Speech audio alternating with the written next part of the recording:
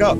People and doctors tell us about the unbelievable improvements that they have experienced in their overall health, not just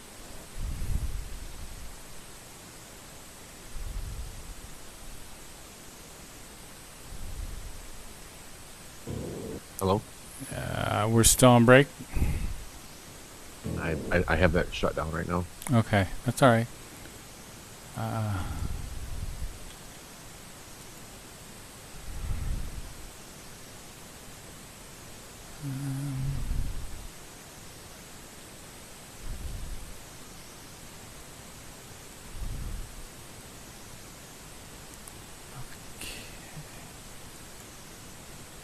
Hopefully this is the right Frosty account. Frosty speaking. Hey, welcome. How are you? Doing well, Mark. Thank you very much. So I think we are recording again. Okay, good. So we're on hour 2, folks, and I'm back on. I had to take a short little break there. It just seems to work better. I've got Frosty Wooldridge and Stephen Woods on the line. And Frosty, I want to start out with some current events, as we have been. Okay. Have you heard about the 47-car pileup on I-70?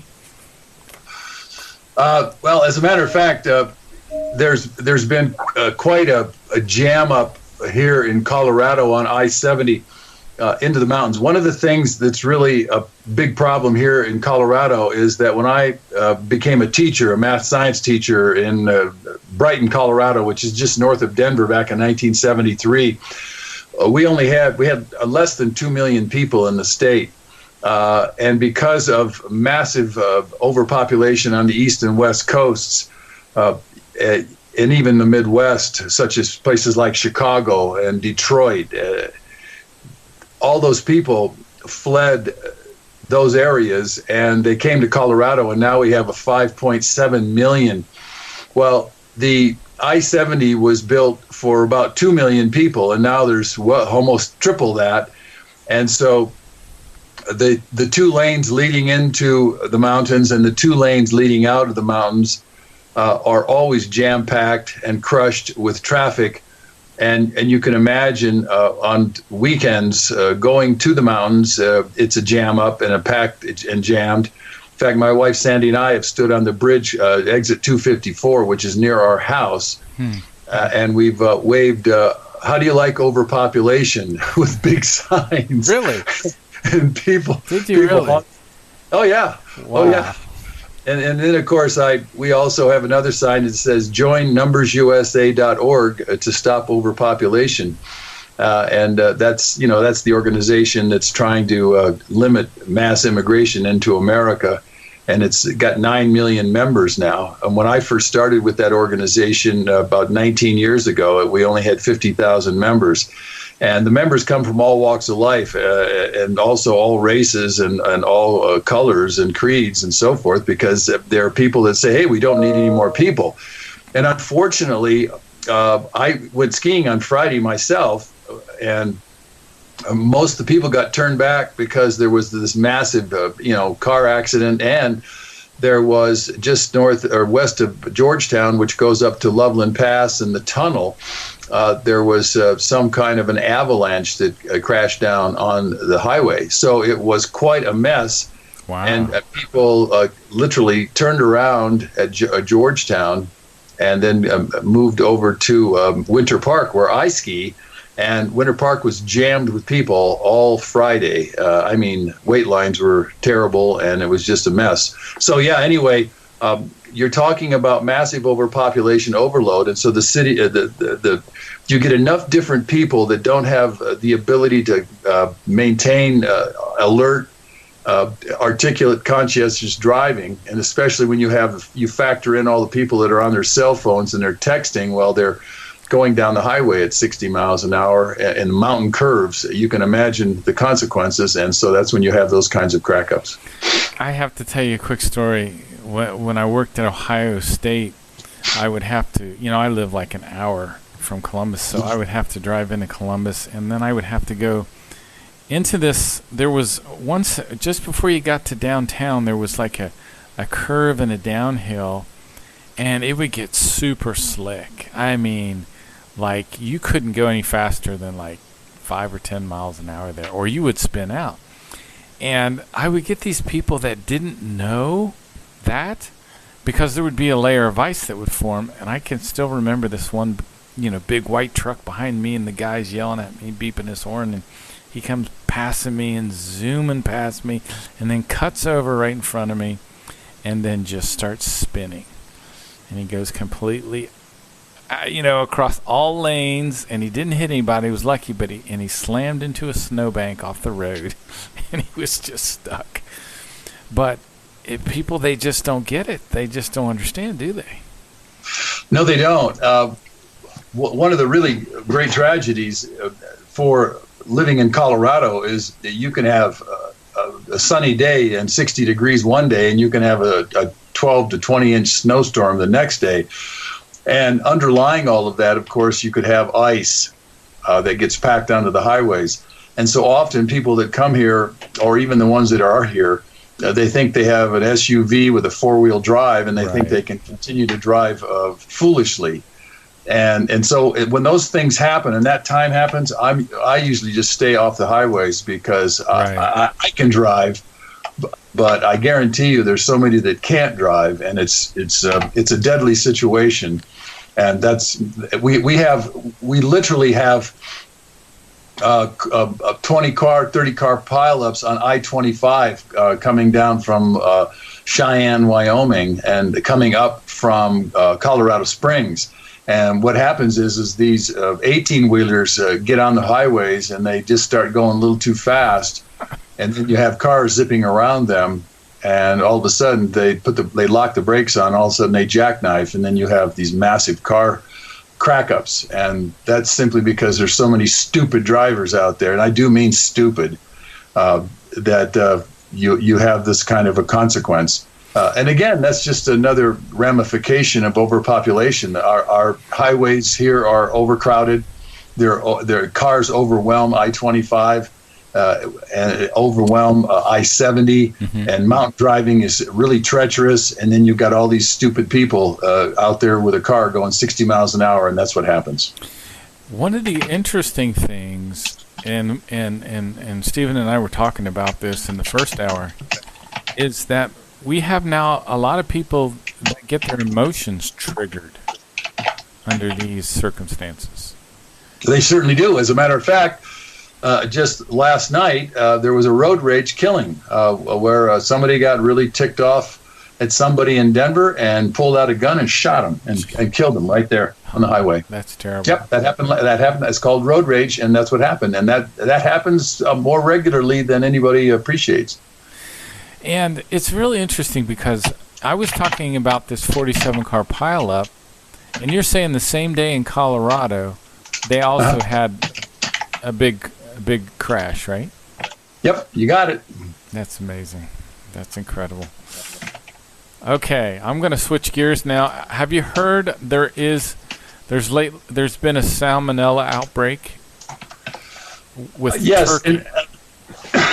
There's let me really have people appreciate why I am so familiar with the kinds of diseases and disease vectors that are causing massive disease propagation here in the United States, but also in Europe. You have to understand that places like India and places like Africa, places like Mexico, they really don't have really good health care, and they don't have vaccinations, and they don't have sanitation. I can tell you, in these third world countries, and I've traveled to all these places, the sanitation is just next to, you might as well just be living in a filthy pig pen. And so to give you an average, over in India right now, which has 1.25 billion people and growing by around 16 million net gain every year, they have such polluted water over there that 1,000 children under the age of 12 die of dysentery or diarrhea or other waterborne diseases every single day of the year. That is documented. You can go to populationmedia.org to document that, or go on any YouTube or certainly go on the internet, and you'll get that documentation. So.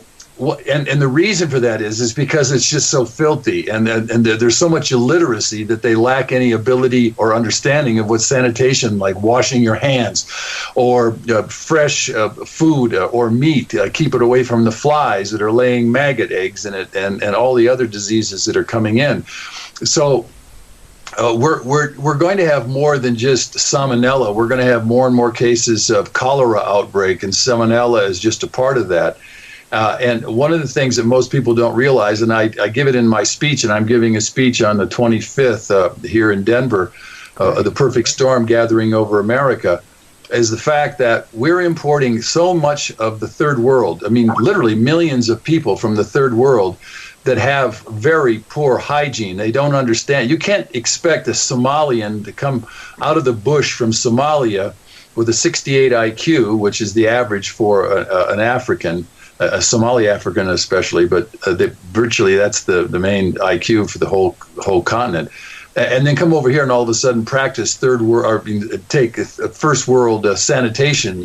They've never used a toilet before they got here. So as we import more and more of these people from all these third world countries, we're going to import more and more of the consequences, the typhus, the salmonella, certainly every kind of cholera. I mean, we can just go right on down the line there.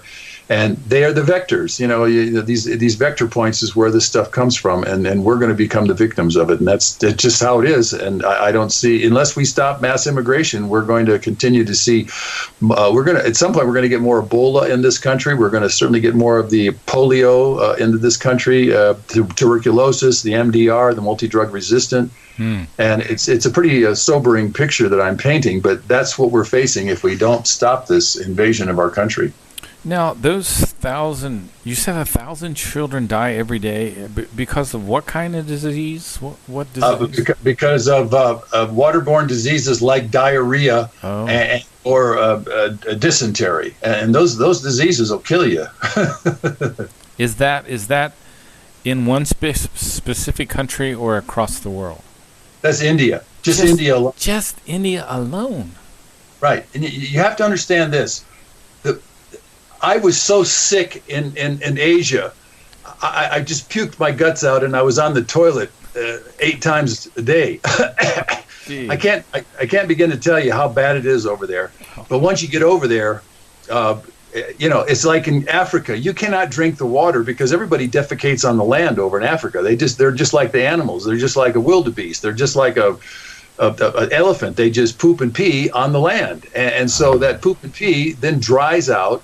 And it has all these different viruses and or bacterium in it, and then it gets blown into the rivers, it gets blown into the lakes, and so there's no water that's safe. And anybody listening to this broadcast, if you've been in the Peace Corps, you know what I'm talking about. You don't dare drink the water outright there in Africa. So then you can imagine all the people that do drink the water in Africa. You can see why they just die. By the millions, and their diseases and the AIDS and the dysentery. It's all part of the fact that they just lack any kind of first world sanitation. Wow, that is such a mind-numbing thing to really, because I work with people from India. One of the guys I work with is from New Delhi. And so they live in an environment where 1,000 children die every day. You got it. Oh, man, that's just one of these mind benders for me. Well, it is for me, too. And yet, because I was there and I got to see it firsthand, you have to understand, in India, 1.25 billion people. That's 4 times the population of the United States. Okay? Wow. 4 times the population of the United States. That 60% of Indians do not have a toilet. And you can go look that up.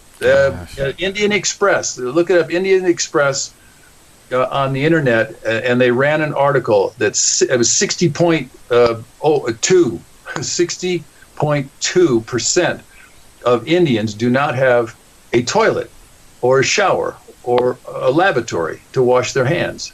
That's just the way it is over there. So you can imagine, and then they're growing by 16 million every year net gain. How do you put in a sewer system? How do you put in sewer treatment plants? How do you clean the water? They're already tapping into water that's so far down in the ground that it's just impossible to keep it clean. Wow. And of course, the Ganges is just one big sewer pipe. They flush all of their waste into the Ganges, untreated, and chemicals from all the different chemicals that they are getting from, the chemical like Chevron or like Monsanto or like Bayer. And so, India is a mess. It's a mess, and you can't solve it. And so all these people, these kids that are dying, 1,000 a day, well, how do you solve that when you just added 10,000 a day or 20,000 a day from new births? Take 365 days and divide it into 16 million. How many more people is that every day added to India? You think they have a chance to solve any problems? Of course, the answer is no. Wow. That's so astonishing. The thing of it is, I don't think, generally speaking, people even know that the world is overpopulated. That's correct. I talked to you 3 weeks ago. Now it's been 4 weeks. I sent out 20 packets to Anderson Cooper at CNN and Scott Pelley at 60 Minutes, and then Steve Croft, Bill Whitaker, Leslie Stahl, the producers of 60 Minutes. I sent it to Robert Siegel at NPR. I've sent it to the PBS people. I've sent it to Tucker Carlson, Jesse Waters, Dana Perino, Shannon Bream. I've sent this, and I sent it out to the 10 of the top radio talk show hosts from New York all the way to LA. Guess how? And I sent out I said, here's what's coming. I sent the press release. I sent my credentials, and I sent a very powerful population graph of what's coming to the United States. And guess what? I got exactly 0 responses. That's 0. Very weird. It's very weird because when people look at these problems, like we were talking about the big pileup on 47 cars pileup on I-70, yeah. They think of it as a traffic issue totally. They do it's not a traffic issue. Yeah. Yeah. It's because we have these other issues like, and for example, I always talk about the forests, and the research I've done says the forests moderate the weather. Okay, so we're destroying more forest, so the weather becomes more and more extreme, which affects the traffic, right? Right, correct. So we have multiple problems interacting now, correct? No, that's correct. And one of the things, since I've held a commercial driver's license and I've run 18-wheelers for tens of thousands, hundreds of thousands of miles in my career as a truck driver in the summers to supplement and complement my teaching job. I've said it many times here in Colorado that no trucker should be allowed into the mountains driving a truck during a snowstorm. Wow. It's so dangerous. They do it all the time, though, don't they? Oh yeah, they do it all the time, and they think, well, they chain up. Yeah. And unfortunately, chains break off and they get slung, and then when they break off, there's no way to solve the problem. And a lot of times these truckers, they'll go into the mountains without those chains, and then they jackknife, and they come around these curves. And the one thing about an 18-wheeler, let's say you've got the special commodities and you're running 40,000 pounds, 20 tons of tractor trailer.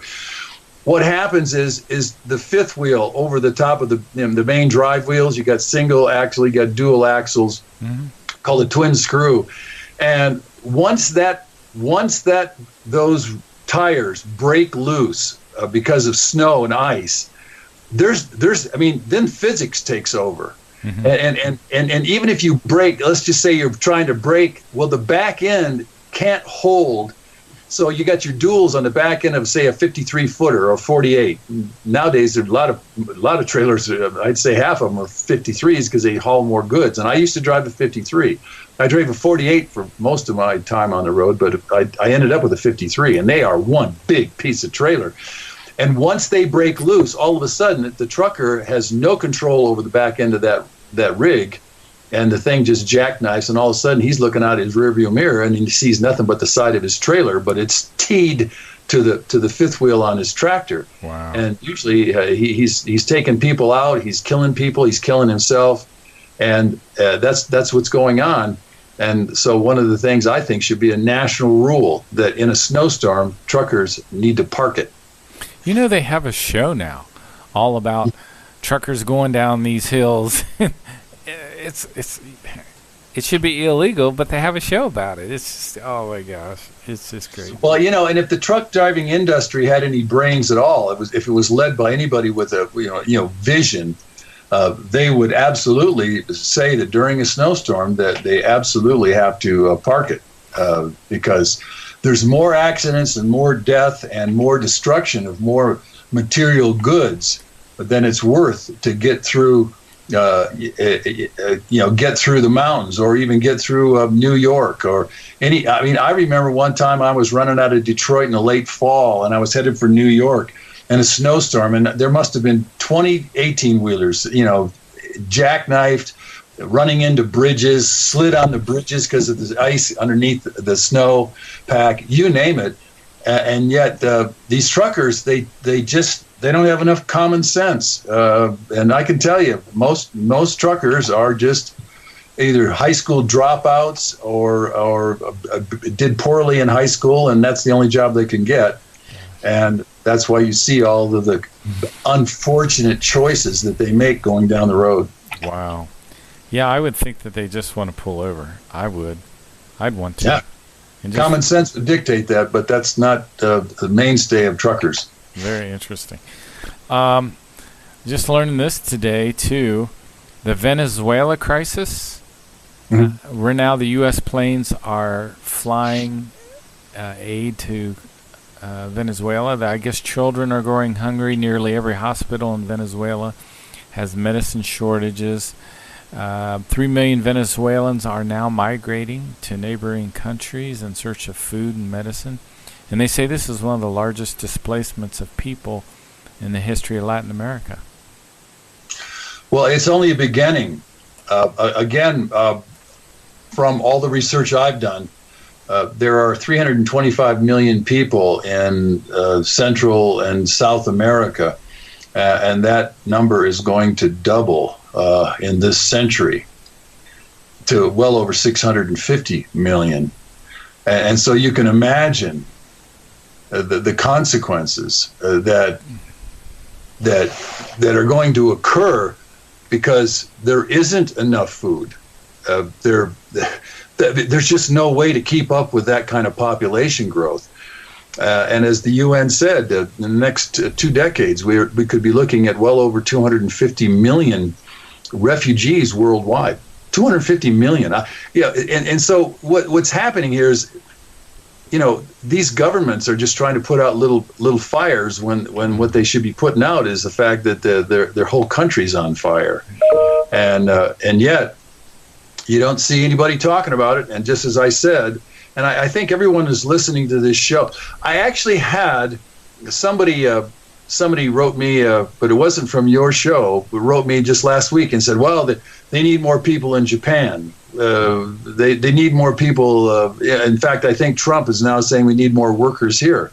That is such a farcical statement. We don't need any more workers here. We don't need any, because in the end, all workers get old too, and you got to take care of them. And if you think you're going to put a Band-Aid on a festering wound, that's not going to solve it. And so, yes, it's very frustrating for somebody like me who's seen it all over the world and seen what's coming and have documented it, and yet I can't even get on CNN and I can't get on 60 Minutes because they won't touch this. They absolutely won't touch this topic. It's very interesting. Another thing that is kind of interesting or strange is that most companies, they want to continue to grow larger and larger and larger. And they don't think in terms of, okay, how can I sustain my company over time? Because if you continue to grow and grow and grow, at some point you're going to have to shrink. But they have a different kind of mindset, don't they? They certainly do. And the answer, I met Brian Check, and he wrote the book. It's titled Shoveling Coal into a Runaway Train. And he created CASSE, C-A-S-S-E, and it's steady state economics. We need to move to a new capitalism is highly destructive. It's because it's based on growth, exponential growth, the growth of a cancer cell. And so in the end, capitalism will either it collapses or the environment collapses because the resource base is no longer there. And so Brian Check says you need a steady state population. In other words, a balanced, stabilized population that's not growing, that stays stable. And then you have a steady state economic system where you pull from the resources that are within that. Again, I think I've gone over Garrett Hardin's The Tragedy of the Commons. Mm-hmm. Yeah, so you got two cows or two horses in a 1 acre paddock, and then you got a horse tank there for water, and they can eat and poop and pee all they want because 1 acre will take care of those two horses. Mm-hmm. And the grass grows and the rain washes the waste away, and the whole thing works out. That's the way nature works. But if you put 100 horses in the 1 acre paddock, you've now reached the tragedy of the commons. Well, that's what we're doing here in the United States. It's called tragedy of the commons. It's also called overshoot. In other words, you overshoot the ability of the land, a finite land mass, to provide the water, resources, and energy for a number of people. And as long as you keep growing the people, at some point, you collapse the entire system, the tragedy of the commons. Well, for example, socialism produces a crisis like Venezuela, right? Where it just collapses. Now, and at some point, Venezuela would collapse with capitalism, too. Yeah. I mean, so, yes. But it takes a lot longer, though, right? It takes... Yeah. Till you start burning up all your resources, right? Right, exactly. Well, you're looking at the same thing happening over in, say, Sweden and also in Norway.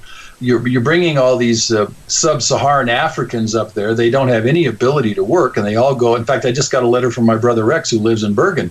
He said they're going to ship in another 100,000 Africans this summer. Well, these people, all they do is go on welfare. They have no ability to work. They have no skills. They have nothing. All they can do is eat and breathe and take up an apartment, and literally that's what they do. And at this point, Sweden and Norway are at the end of their rope. At some point, they will not be able to fund this, and you're going to see massive conflict in those two countries. Well, the Somalis don't speak the language either, do they? That's right, and they don't even care. They actually keep their own little enclaves and create parallel societies.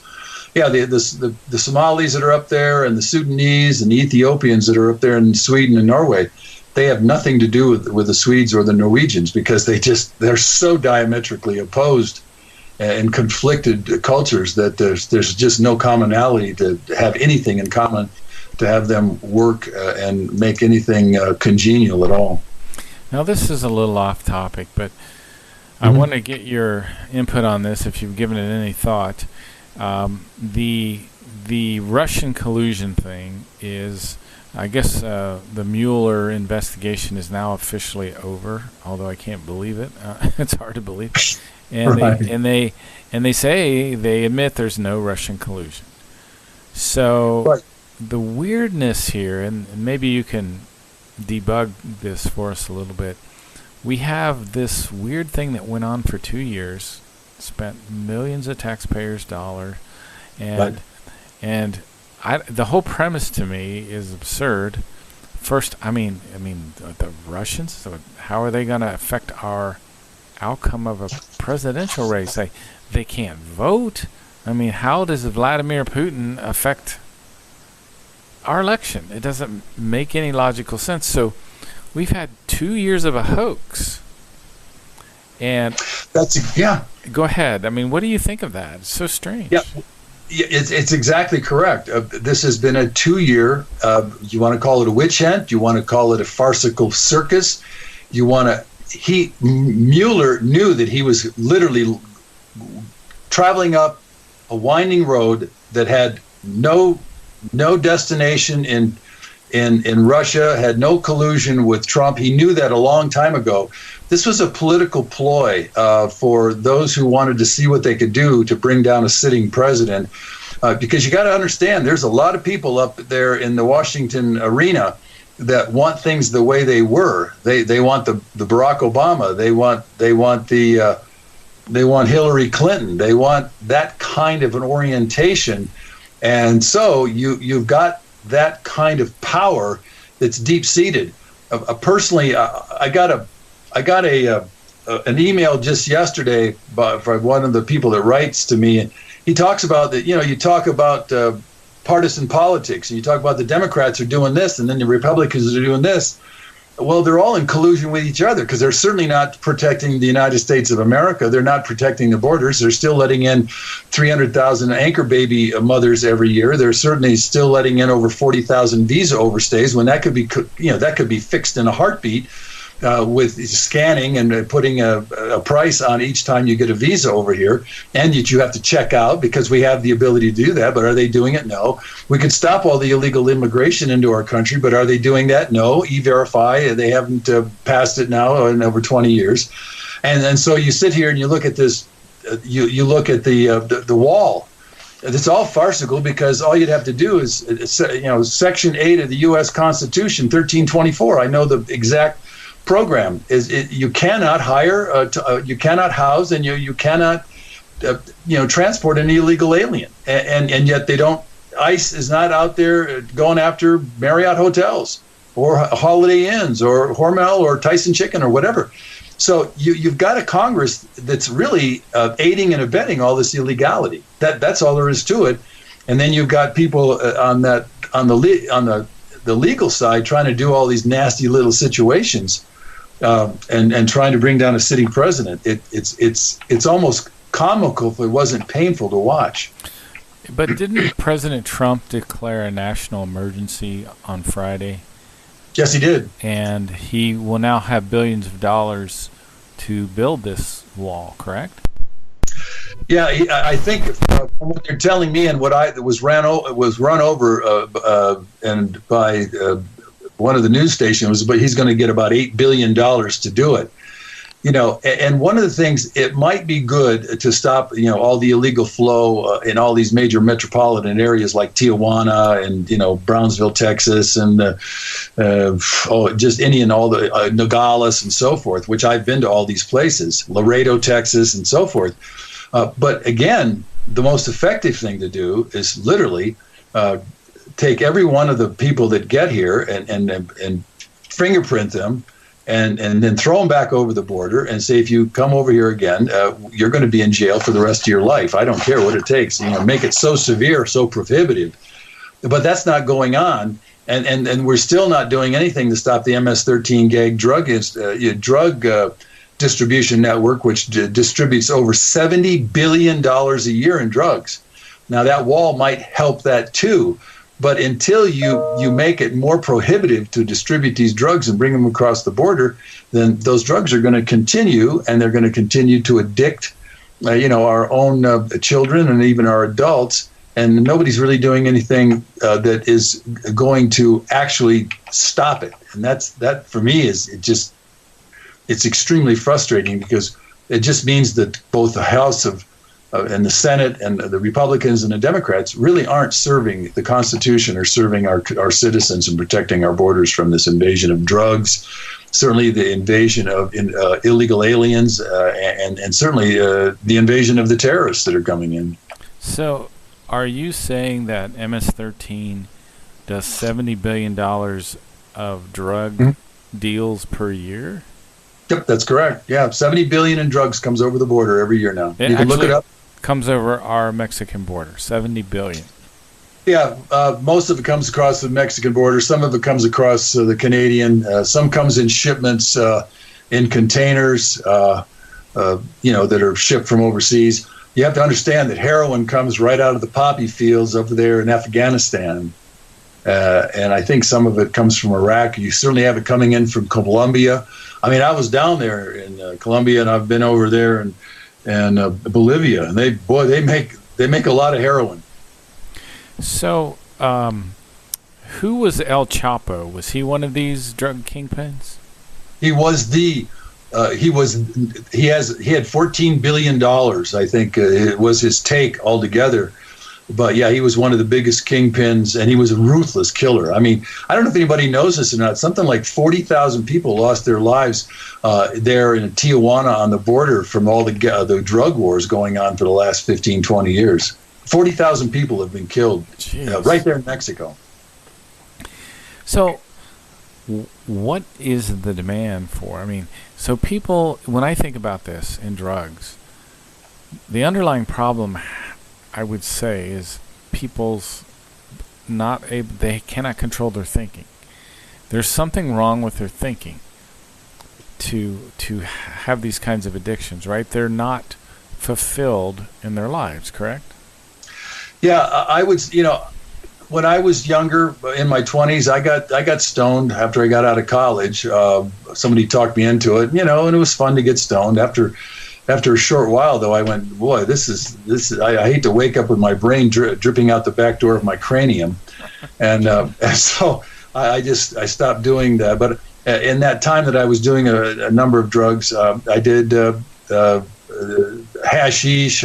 I did marijuana, I did peyote buttons, I did psilocybin mushrooms, and I found it to be, I'd rather go on a racquetball court and play racquetball, or go get high going skiing, or I'd rather go play tennis, or I'd go run a mile, or go ride my bicycle.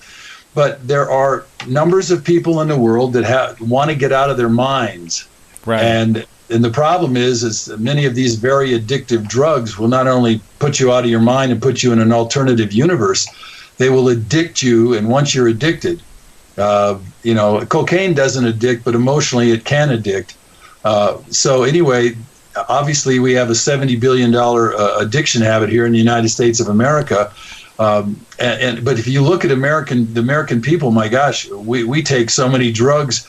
There's over 100,000 deaths every year from just prescription drugs given out by doctors. And if you don't think that's a horrible thing, because the FDA keeps these same drugs that are killing 100,000 people a year, keeps them on the market, and so they're making a lot of money, and we've got all these Americans that are dying from it. It seems like we cannot really produce a balance in people cannot produce a balance in their mind. In other words, they haven't learned to be neutral positive or positive in their thinking. I like the idea of a neutral positive, because then you're not too positive. I think my assumption is, and I'm no expert on this, but I think they must have runaway negative thoughts. And that's, very interesting, having been a teacher and also a college guidance counselor in college for 6 years. There's no question. A lot of people like to get drunk, and they get drunk a lot. I think there's about 20 million alcoholics in this country.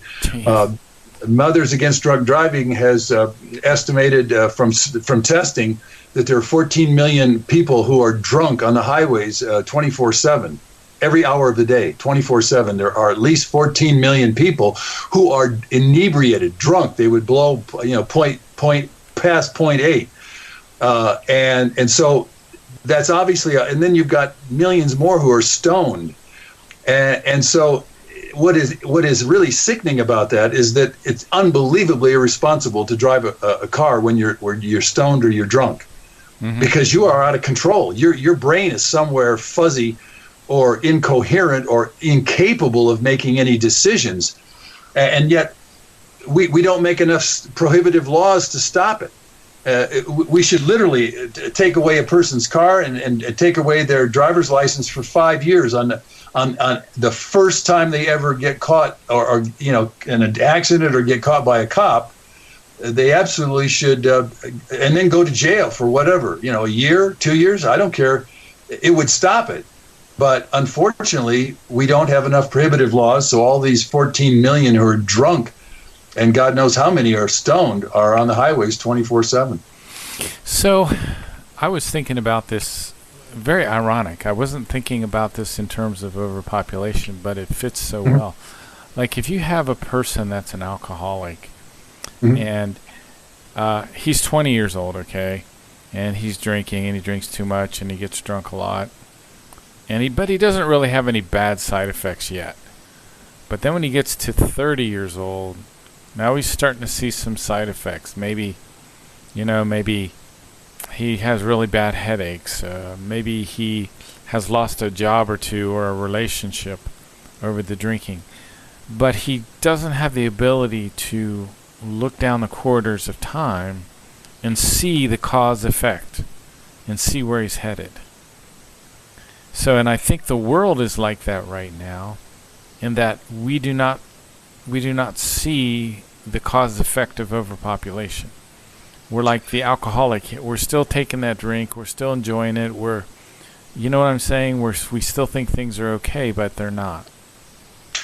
You would be correct on that, Mark. The people that are doing all of these things, it's like the person who starts out with drugs and then just goes deeper into the drugs.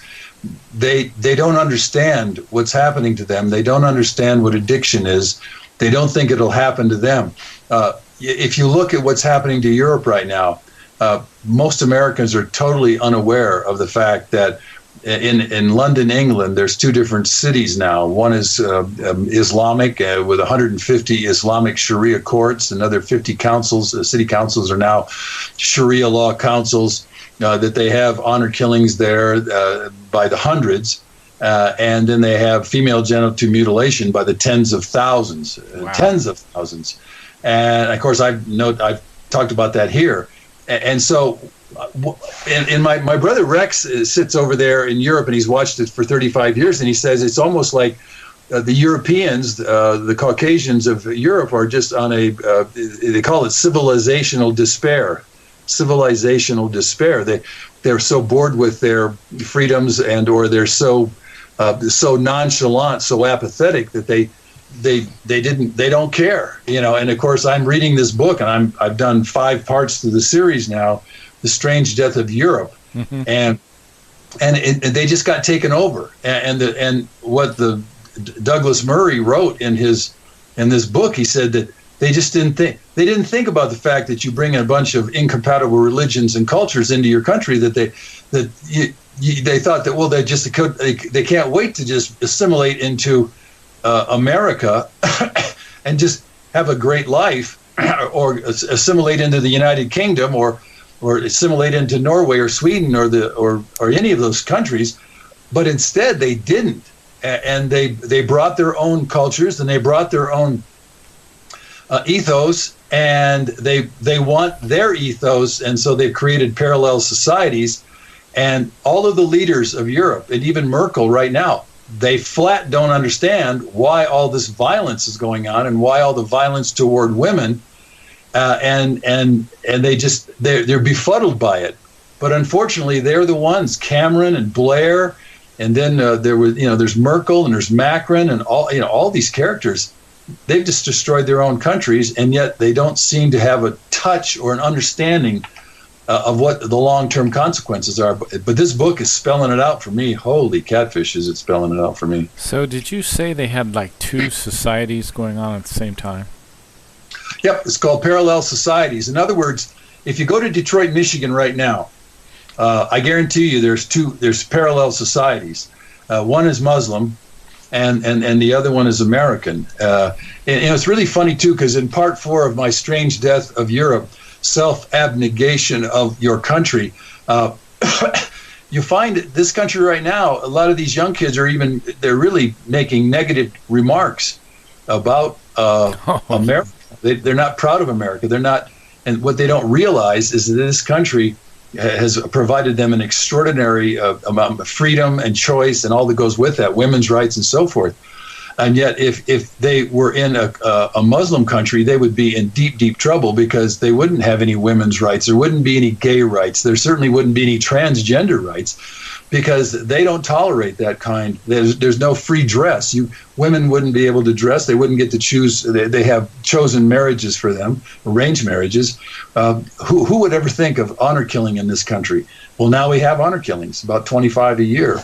Who would ever think of female genital mutilation for a woman, a little girl, 9 years old? Well, we got over 500,000 cases right now. Wow. So we have a parallel society going on, and it's Muslims creating their own culture in our country. And in fact, the guy named Erdogan, he's the guy who runs Turkey, and he made a speech just last year, and he said, and I'm quoting, he told a crowd of 20,000 Turks living in Europe, "I understand very well that you are against assimilation. One cannot expect you to assimilate into countries where you live. Assimilation is a crime against humanity and your culture. Instead, make their country your country," unquote. Wow. Doesn't that sound like conquering another country? It does. You better believe it. That's why, and the American people right now, they can't see this thing. They can't see it worth a darn. They just think, well, Detroit, okay, Minneapolis, but they don't live there, so they don't see it. They don't understand it. They don't comprehend the consequences. Wow. So one of the things that's strange for me that I'm becoming aware of, that I really wasn't aware of before, is the Muslim women who are political leaders in the United States. They can't be political leaders in their own countries, can they? Of course not. They have about, I think their value is 1/4 of a man. It's either 1/4 or 1/2 of a man. They can't even drive. They can't even ride a bicycle, for heaven's sakes. So in Saudi Arabia, there are no women in politics. Is that true? Not that I know of. I'm almost positive there are no women that have any rights or anything there in Saudi Arabia. So this is very strange what's happening in the U.S. then, right? These women, they couldn't do what they're doing now in their own country, right? That's correct. Yeah, people like Linda Sarsour, who promotes unbelievable Islam here in this country, and she is a Muslim herself. She was born from some parents that were Islamic, and they moved here, and now she's become the great female spokesperson for Islam.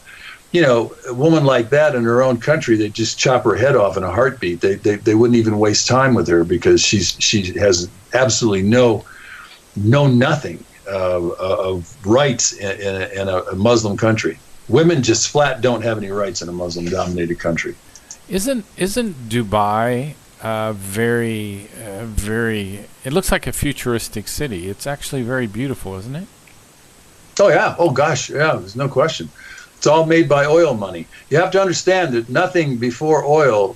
That's why all of the Middle East was so backward, in tribes and Bedouin camels and huts and the whole 9 yards. The only thing that's changed for all of the Middle East is the massive amount of oil. But at some point, when all that oil's gone, they will have nothing to deal or bargain with, and more than likely they will go back to the same kind of tribal networks that they had before oil was discovered.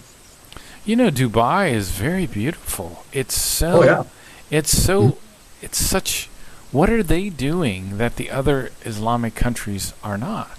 Are they just that rich? Is it just from the They're oil? just that rich, and there's a couple of those Saudi Arabians and Dubai and all the UAE and all that. There's some pretty good leaders over there that can really make a construction crew go and land, and literally architecturally. When you've got that much money pouring in, boy, there's just no end to what you can do. And as we've talked about before, burning 95 million barrels or 99 million barrels of oil a day, this is going to eventually all come to an end, right? Oh, yeah. Oh, there's no question. Saudi Arabia, at some point will be left without any kind of industry, will be left without any kind of way to grow their own food, will have no more energy and no more money from oil. There's been discussions, the Hubbard curve, and you can go right on down the line. But yeah, in this century, their little power kingdoms with all that money, and that's all U.S. money, mind you, or Western money. They will not have what they have now. It's not going to work for them. And they're not making any effort to really. They don't grow their own food or anything like that, do they? I mean, they live in the desert, right? Right, they live in the desert. Yeah, for the most part, they are just living it up for the moment, and it's called a Faustian bargain. You can trade your economic soul for the moment, but you're not looking down you're not looking down the pike. But if you look down the pike, it's called a Hobson's choice, and a Hobson's choice. I'll give you an example. Hobson's choice. You have two doors that you have to go through because you have no choice. And one is you open the door and it's a cliff with no parachute, and or the second door that you open for Hobson's choice, and you have to go through either one of them, is a giant pool of quicksand and there's no lifeguard. That's Hobson's choice. And so that's what they're facing at some point in the future here in the 21st century. If you look at Dubai from the air, it looks like Atlantis or something, some kind of paradise. But But it's completely, again, not sustainable because they must import everything. That's right. It's not sustainable. Exactly. You know, I one of my top people that I work with, I have a group of over 50 top experts on environment and population here in the United States and overseas. And they're talking about, one of them brought up the fact that Nigeria, Mm-hmm. I think it's Niger or Nigeria, whichever, you look it up, they've got 175,000 people. You know, they're in Africa. Right. They are projected right now to hit double that, to 350 million people. 350 million. Yeah, 350 from 175 million. You know, places like Ethiopia, they're going to jump another 40, 50 million before. And so Somalia, the same. They're going to jump another 30, 40 million people before 2050. Again, I know that everybody that's been listening to our conversation, you're just sitting there going, "Oh my God," you know. And I know that a lot of people are looking up the facts and figures that I've been, bringing to you. And guess what? They're all supported. That's exactly what's coming.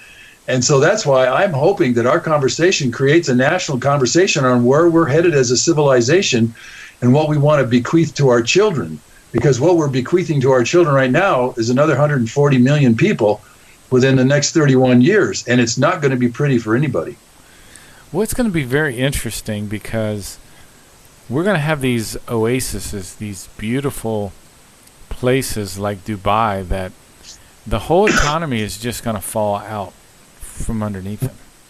And it's going to be very similar to that in the U.S. too. Oh, yeah. Yeah, if we keep doing what we're doing, the bottom's going to fall out. Again, I've said it, and I'll say it again. Exponential growth, like the tragedy of the commons, if I want to give you that example again, cannot be sustained. Can't do it. It will collapse at some point. It's very interesting that there aren't more people talking about this, because I know there's some real smart people out there, but for some reason they just don't see this. Well, it's called cognitive dissonance, or an intellectual denial of reality. And there's no question, in this country, there is an intellectual denial of reality of all 50 governors. There's an intellectual denial of reality by all 100 senators and all 435 congresspersons. There is unbelievable denial. Every city that keeps growing, bursting at the seams. There was a piece on NPR just yesterday that I listened to on the East Coast. There's so much, the water and the storms that are coming in are backing up over, I think it was 100,000 sewer systems. I didn't septic know that. tanks. I've never heard this. Wow. Yeah, it was on NPR on Friday. It was on Ira Plato on Friday, the science guy on Friday. And this lady came on and she was saying, and it's going to get worse because if we get another 3 inches of ocean rise, then we're going to have more flooding of all these septic systems that can't take this kind of groundwater rise. And you're going to just see massive failure across the the whole East Coast. And Ira was talking to one of the other guys, and he said, yep, it has to do with our unbelievable consumption and human overpopulation. Oh, somebody said it. That's great. Yeah, he said it. And I've tried to get on Ira Plato myself. I'm ready to interview on that show and bring the facts. But will Ira interview me? Nope. That's very strange. What a world we live in. And I think the West Coast is now having big problems because of the landslides, too? Oh, massive landslides. You know, when I went down the West Coast last summer on my bicycle, I crossed over one in California, but I must have crossed over at least about 8 to 10 different landslides. But one of the landslides was on the Big Sur, which is south of Monterey, which is south of San Francisco, and on the Big Sur there, and 15 acres of land were added to the Pacific Ocean from that one landslide. 15 acres, wow. Yeah, and it took them 2 years. It took them 2 years to figure out how to stabilize the landslide. And when I'm not kidding you, when I rode my bicycle north to south, it took us about, I don't know, close to 10 minutes to get past this landslide. Maybe it's only about 5 or 6 or 7 minutes. But it was unbelievable. I mean, the whole mountain just completely separated from the mainstay of the land there, and then literally cascaded into the ocean to add 15 acres to the ocean. It was something else. I mean, and to think of all the power that happened, I swear I could feel the power of all that landslide 2 years later, just riding my bike past this place where this enormous amount of energy cut loose. Oh my gosh, it was phenomenal. Well, we've probably just got a couple minutes here. Frosty, why don't you tell people about your book? Yes, well, those of you who have read or appreciated Immigration's Unarmed Invasion, Deadly Consequences, that one's coming to fruition faster. That's the 8 Ways to Destroy America. That should be a national bestseller. It should be on everybody's lips. And then America on the Brink, the next added 100 million Americans, shows you exactly where we're going. In my next book, America's Overpopulation Predicament, Blindsiding Future Generations, it's going to show you exactly what we're doing to your kids. In other words, what's going to happen to your kids and what kind of a world they're going to live in with another 140 million more people here by 2050 and another 300 million by the end of the century. Thanks, Frosty. Have a great evening, sir. You too. It's been a pleasure, Mark.